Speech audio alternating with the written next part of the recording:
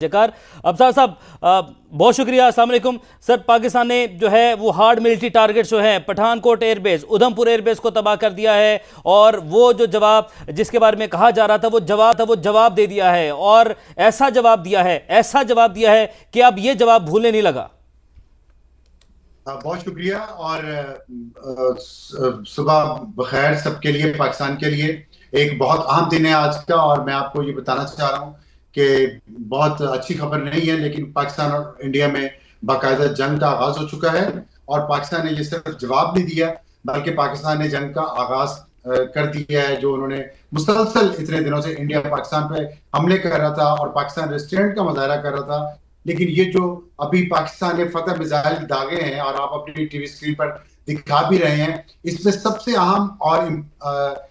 जो बात है वो ये है कि वहां की वीडियो बनाई गई जहां पे मिसाइल गिरा है, जो इंडिया नहीं कर सका। इंडिया ने कितने दावे किए कि उसने पाकिस्तान का कराची शहर पता कर लिया, इस्लामाबाद पे उसने कब्जा कर लिया और उसने पता नहीं कितने और दावे भी किए हैं, लेकिन पाकिस्तान ने पहली दफा जवाब दिया है और ठोक के जवाब दिया है। वहां जहां लैंड किए हैं मिसाइल, वहां की वीडियो बनाई गई है और वो पूरी दुनिया को दिखाई गई है। और ये पाकिस्तान ने कल कहा था कि जब हम जवाब देंगे तो उसकी आवाज और उसकी गूंज पूरी दुनिया में सुनाई देगी। और आज पूरी दुनिया ने देखा कि रोशनी में पाकिस्तान ने टारगेट्स पे हमला किया और उसकी वीडियो बना के पूरी दुनिया को दिखाई गई है। तो पाकिस्तानी को इस बात पे हौसला होना चाहिए और हिम्मत में रहना चाहिए। जो आपने देखा कि आज सुबह या मिडनाइट के बाद इंडिया ने जो मिसाइलों के हमले किए, लाहौर में किए, शोरकोट पे किए, मुरीद पे किए, पिंडी में किए, उसके बाद लोग किस तरह उस रात के 2 और 3 बजे अपने घरों से नारे लगाते हुए परचम उठा के निकल रहे पाकिस्तान के, और जिससे पाकिस्तान की फौज को भी हौसला हुआ है, पाकिस्तान की हुकूमत को भी हौसला हुआ है कि कौम उनके साथ है और कौम को भी ये हौसला है कि फौज उनके साथ है। फौज ने जो जवाबी कार्रवाई की है, जिस तरह टारगेट्स पे उन्होंने अटैक किया है, तबाह किया उधमपुर का एयरपोर्ट जहां से मुसलसल पाकिस्तान पर हमले हो रहे थे, और जो पठानकोट की एयरबेस है वो, और मुझे जो खबर आ रही है पाकिस्तान ने दिल्ली में भी कोई टारगेट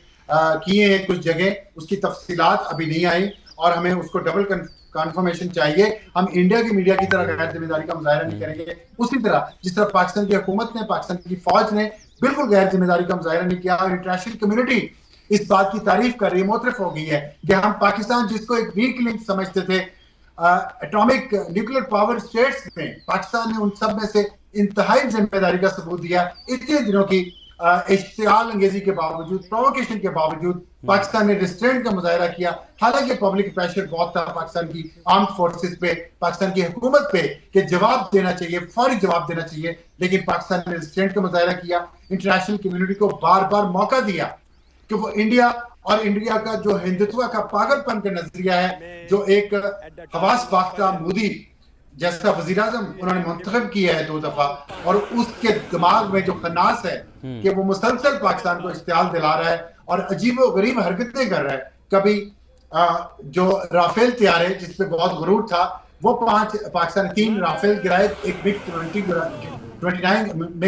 मिग-29 गिराया और फिर Su-30 उन्होंने गिराया और तकरीबन $1 बिलियन का नुकसान वो हुआ। अगले दिन 70 ड्रोन उनके गिराए, जिससे एक और $1 बिलियन का नुकसान हुआ। इंडिया की स्टॉक मार्केट बैठ गई, $103 बिलियन का नुकसान हुआ। बाकी इक्विटी मार्केट वो बैठ गई, $83 बिलियन का 2 दिन में नुकसान हुआ। और आज फिर उन्होंने रात के अंधेरे में, जो मैंने आपको बताया कि रावलपिंडी बेस पे, शोरकोट बेस पे, मुरीद बेस पे, जो गुजरखान और चकवाल के दरमियान में है, और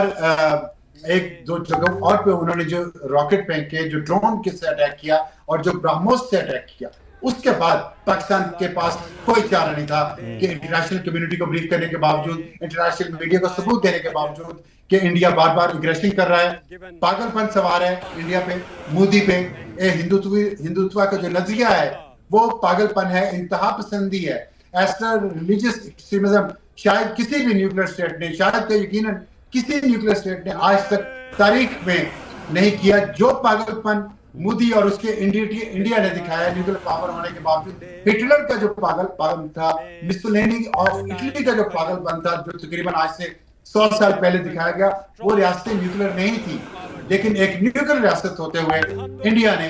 पागलपन का मुजाहरा बार बार करते हुए दूसरी न्यूक्लियर रियासत पे इस तरह इश्तियाल अंगेजी में बार बार हमले किए, तो आज उसको जवाब मिला है और ये जवाब अब रुकेगा नहीं, ये जवाब उनको मुसलसल जाएगा।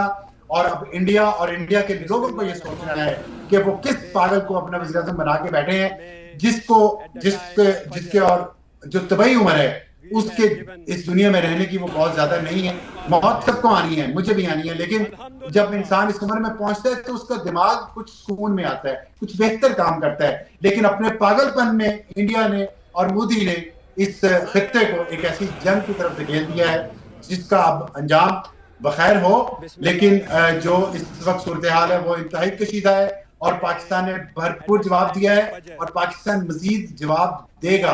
और इस वक्त ये सोचना इंटरनेशनल कम्युनिटी को है और इंटरनेशनल मीडिया को, और उस इंटरनेशनल मीडिया के अंदर बैठे हुए उन एंकर्स को और एनालिस्ट को जो अभी भी समझते थे कि इंडिया की हिमायत करनी चाहिए। और बहुत सारे इस्लामी ममालिक हैं जिनको मौका दिया पाकिस्तान ने कि वो अगर इंडिया के पागलपन को कंट्रोल कर सकता है तो कर ले, लेकिन इंडिया ने इस्राइल के रास्ते पे चलना मुनासिब समझा, क्योंकि इस्राइल गजा के साथ जो कुछ कर रहा है, इंडिया के पागलपन मोदी सिखा गया है और मोदी के सिखाने के बाद उसको ये ख्याल है कि वो शायद पाकिस्तान को गजा की तरह ट्रीट कर सकता है। लेकिन इंडिया को और हिंदुत्व को और मोदी को आज ये पैगाम मिल गया है कि पाकिस्तान गजा नहीं है, पाकिस्तान फलस्तीन नहीं है। रिस्ट्रेंट शो करने का मतलब ये नहीं है कि हम डरते हैं या हम बुज़दिल हैं। पाकिस्तान के लोगों ने जिस तरह रात के अंधेरे में इस हमले के बाद सड़कों पे निकल के जो नारे लगाए हैं, उसके बाद इंडिया को ये मैसेज मिल गया है और आज मैसेज फतह साहब जरा हम आपको रोक